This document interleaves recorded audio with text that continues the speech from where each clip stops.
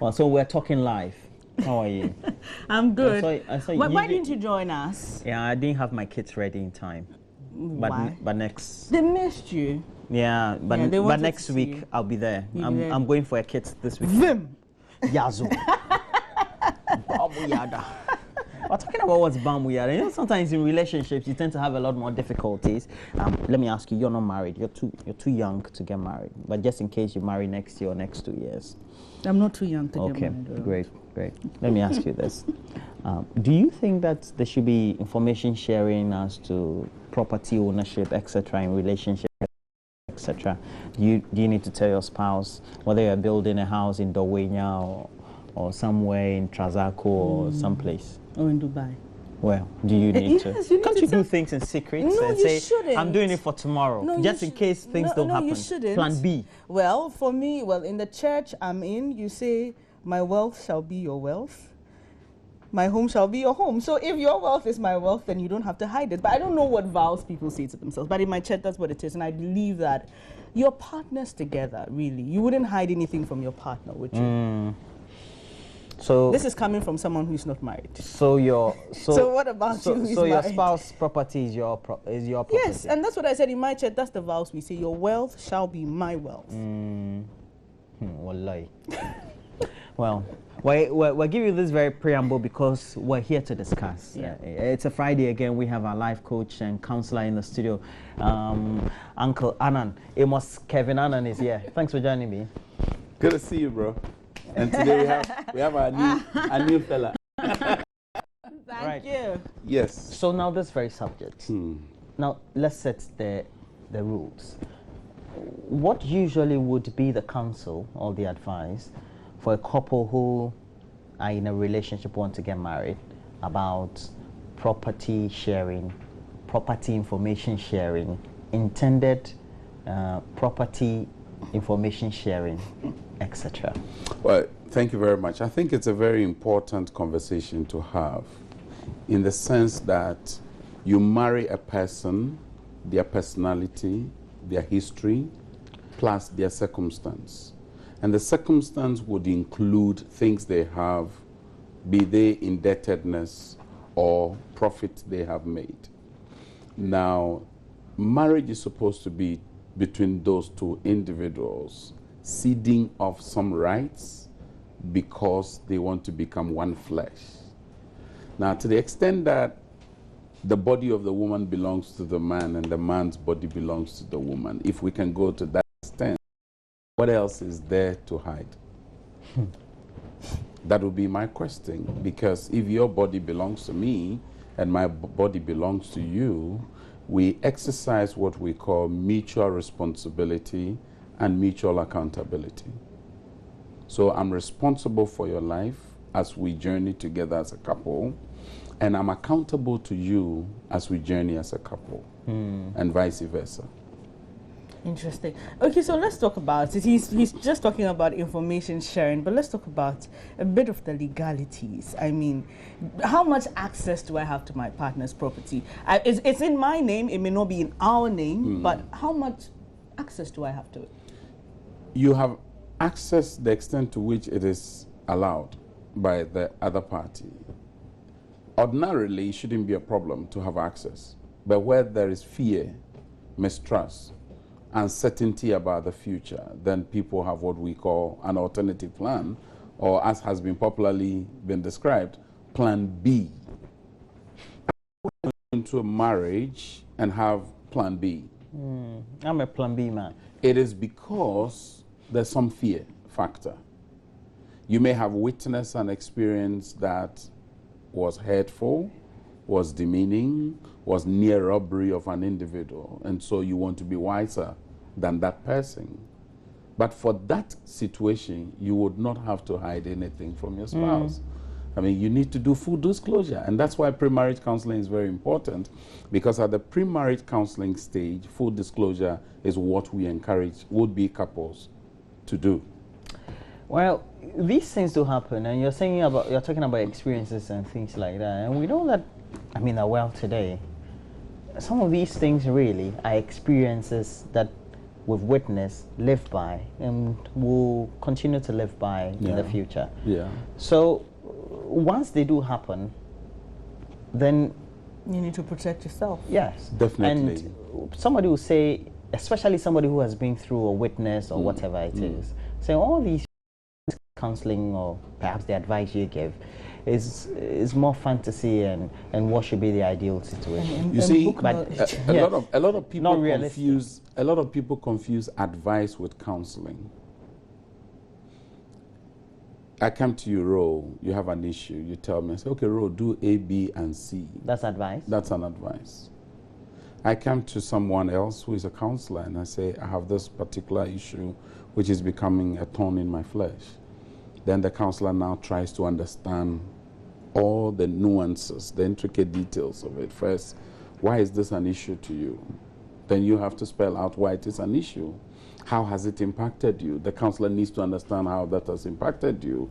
What decisions have you taken with respect to the current situation you find yourself? The counselor is trying to understand how the issue is eating you up.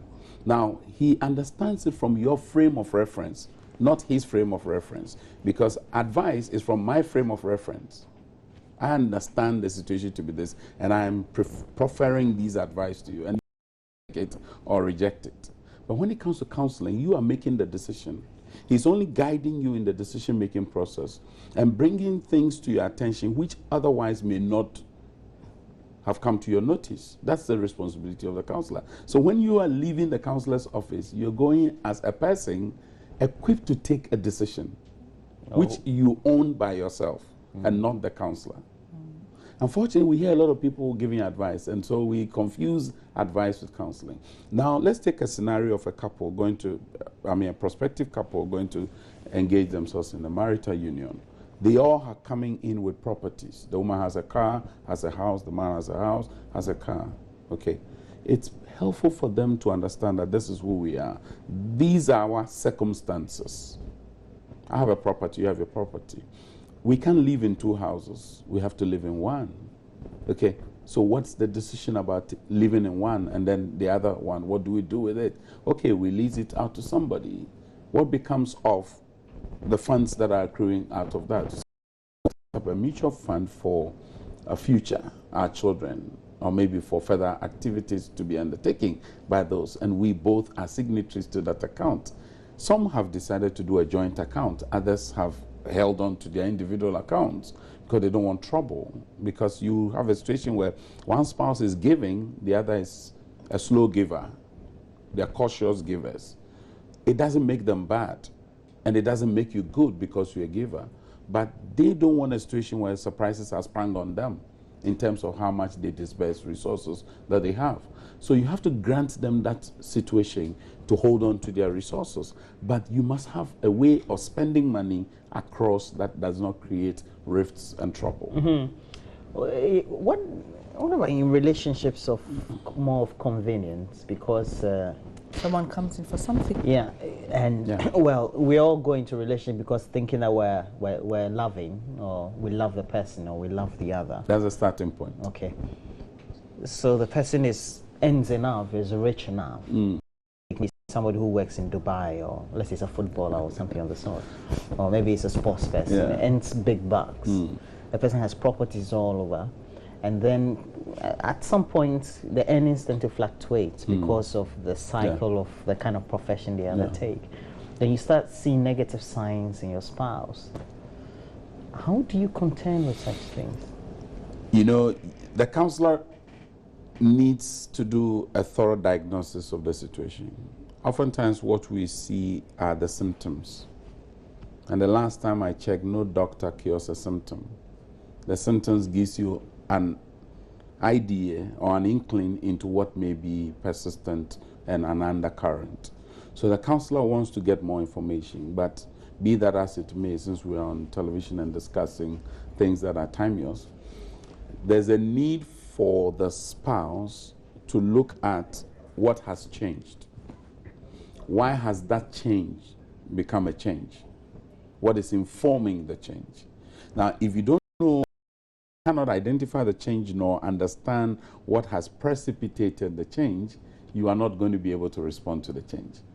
It will be overwhelming. Now, you are well-to-do, the other party is not so well endowed, that potentially could be exploitative in some of the relationship scenarios that I've had to deal with.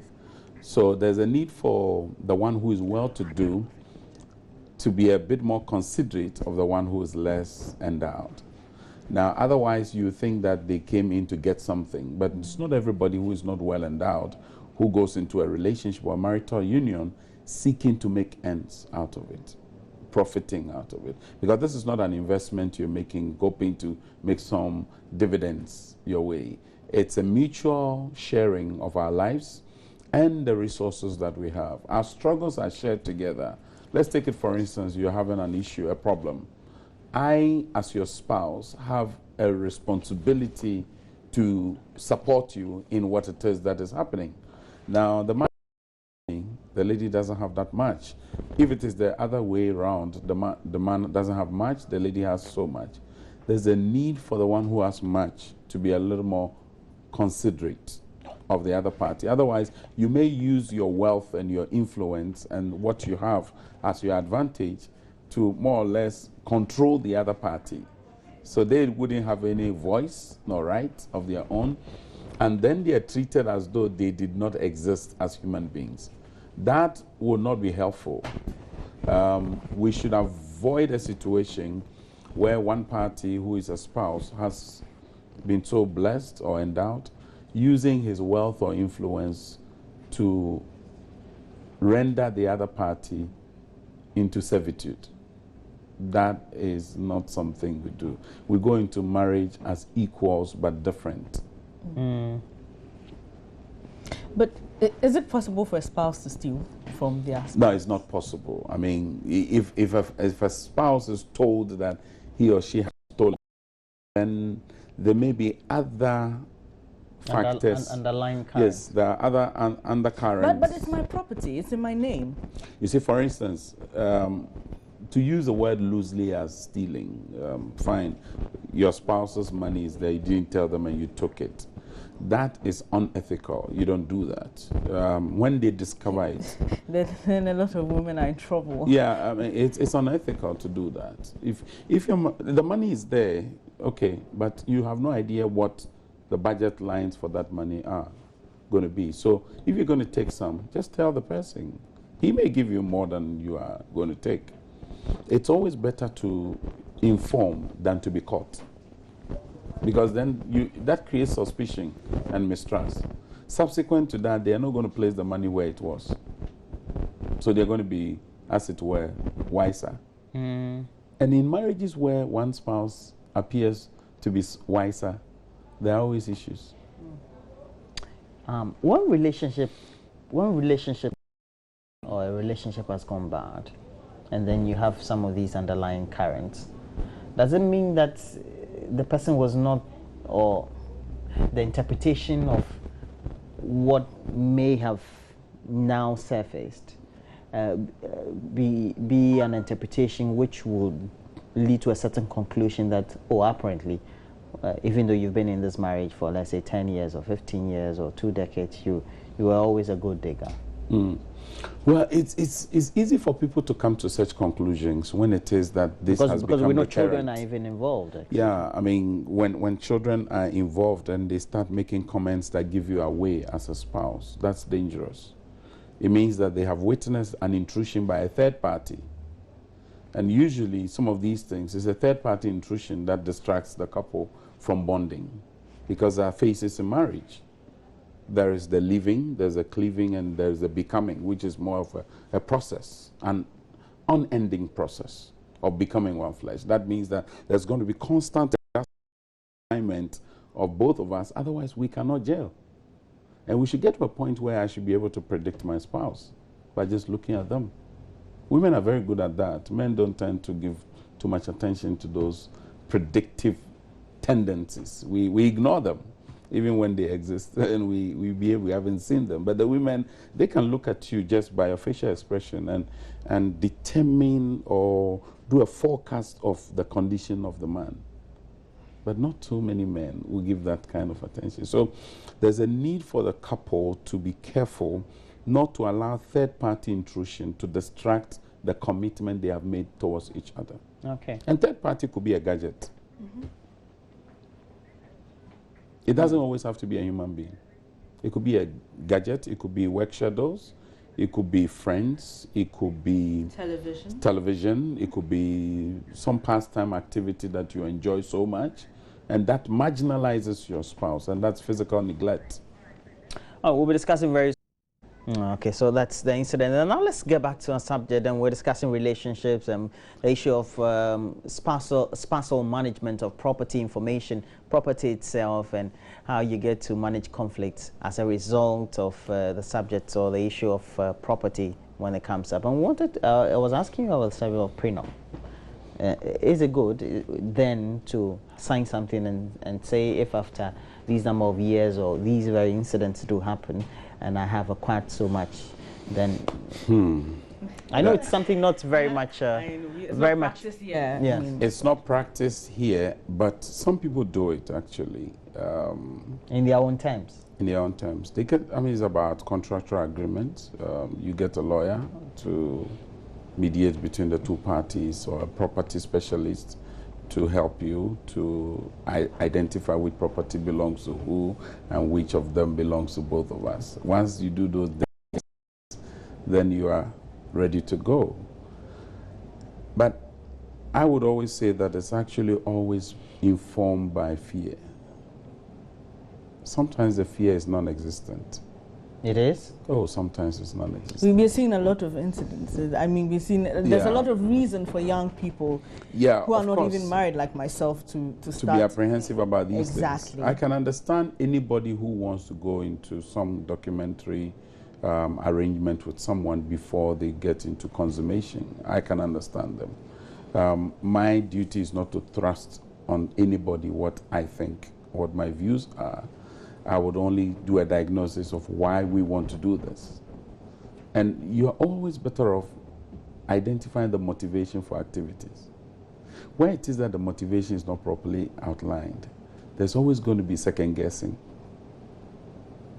And you see that happening these days because the ladies have a lot compared to many of the guys who are coming, a lot of advantage. There's especially getting into the early marriage situation. Early marriage situation. You see many ladies appearing more endowed. But what has happened is that men who predated us had not handled themselves well. And many women have suffered terribly. So now in their position and posture to avoid a recurrence of such debacle, they also take a certain posture. So why don't we grant them? For me, I don't think it's an issue. If your spouse wants you to go into some legal arrangement, do that. But for goodwill's sake, the atmosphere would have been set not right. That's my fear. And so someone will also say doing that could also affect the relationship then. If my husband-to-be is insistent that we do that, then I'm also a bit cautious then. I'm like, what does he think of me? Exactly. You know, and then before you realize things would have, you know. Exactly. So, you see, that's why it's important to get the motivation right. Why am I going to this union? Am I going to it for what I would get or for what I am bringing on board? Spouses bring things on board, and there's a need for everybody to bring something on board. And what it is that you bring on board, we share together. So if you bring children, for instance, we share the children. We take full custody of the children, and we are both, you know, responsible for the children. If you are indebted prior to the marriage, your indebtedness, once it's disclosed, we share the indebtedness. And it's for better and for worse. It's supposed to be. People are running away from that. They don't say that in their marriage. But the thing is that whether you say it or you don't say it, for instance, the person is hit by a certain disease that will have to be treated the rest of their lives. It's a worse condition. It's part of life. Yeah. The person is involved in an accident. You didn't plan it, but it has come.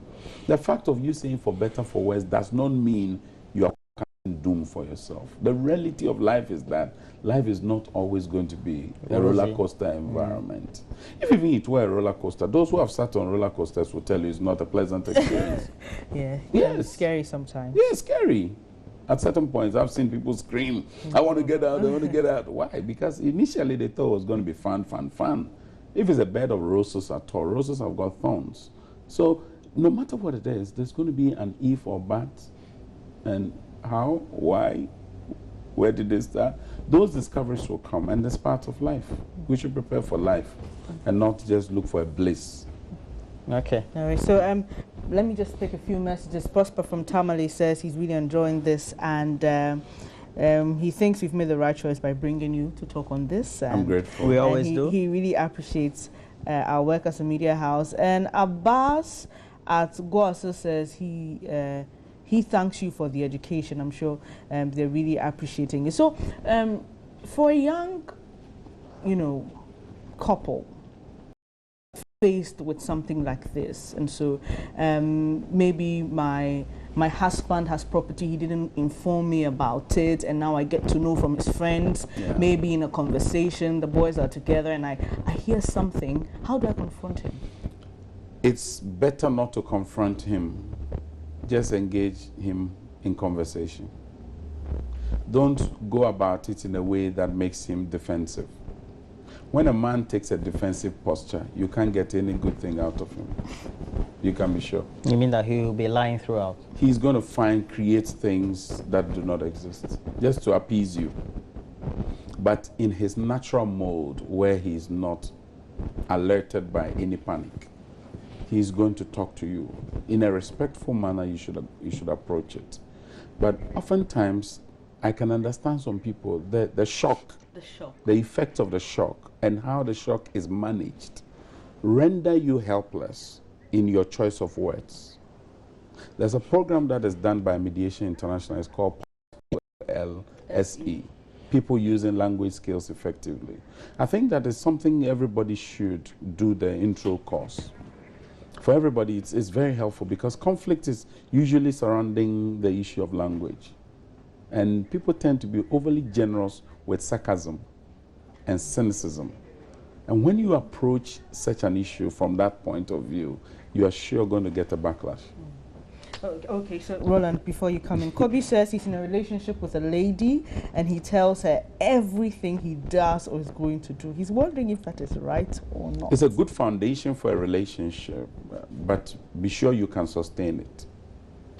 You need to sustain that. Because whenever there's any change in the sharing processes, then you leave the other party to begin to second guess you. And anxiety is heightened. The stress hormones begin to assert themselves on the individual. So there's a need, if you're sharing, share well, but know when to share what and how to share it.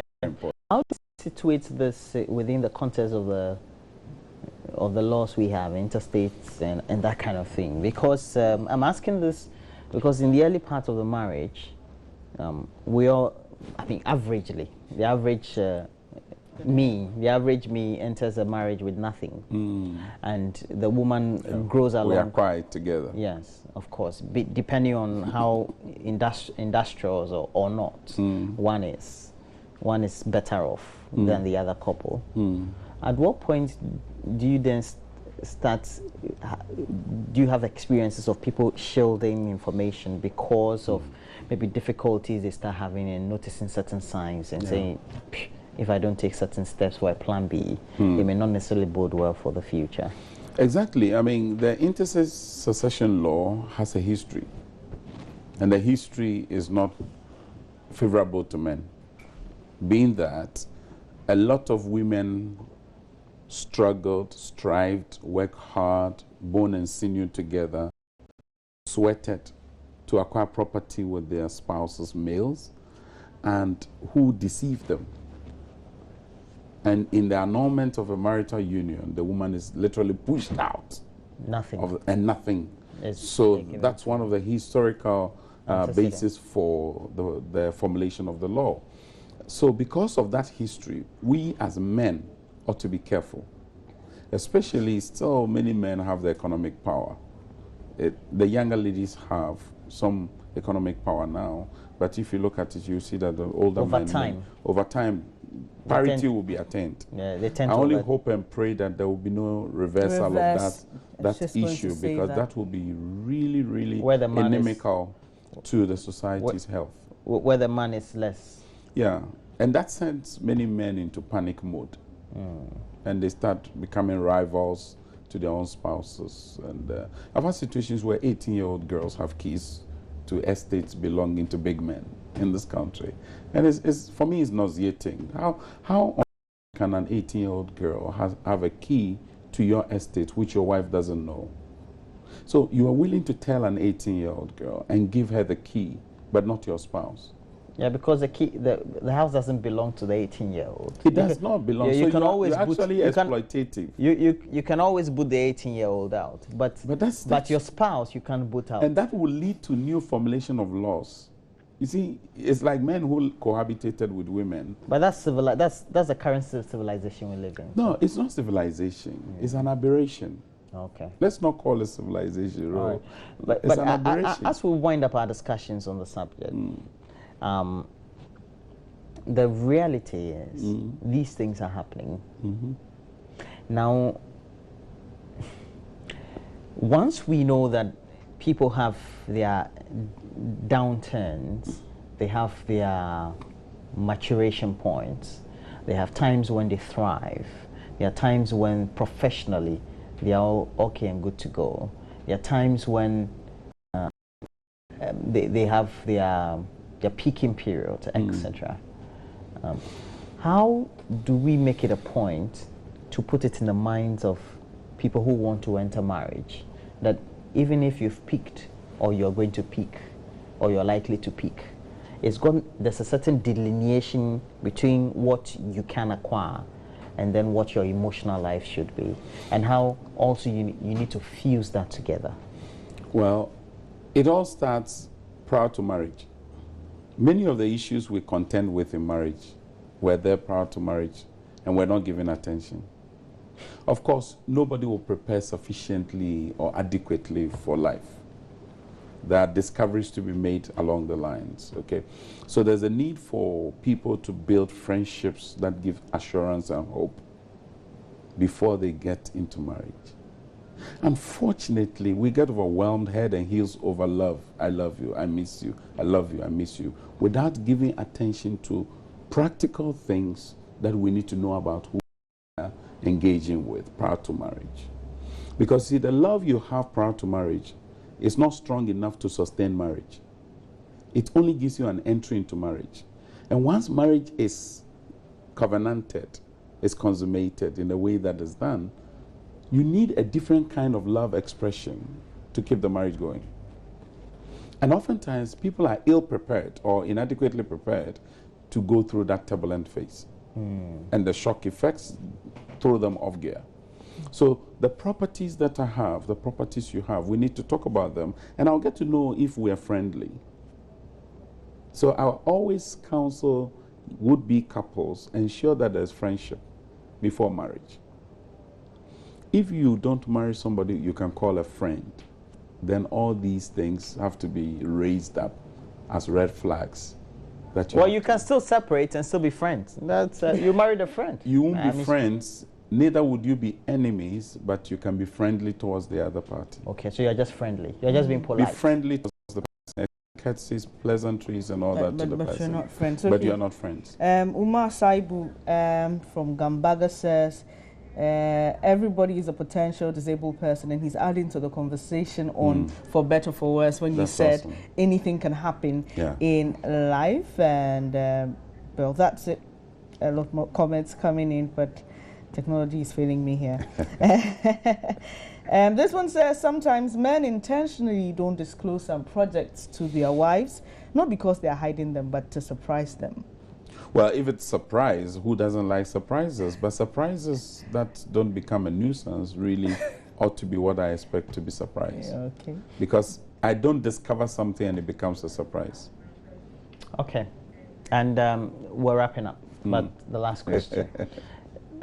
Back in the day, or The good old days. Our fathers, mothers, etc. They married virtually knowing a lot less than we know of people around us.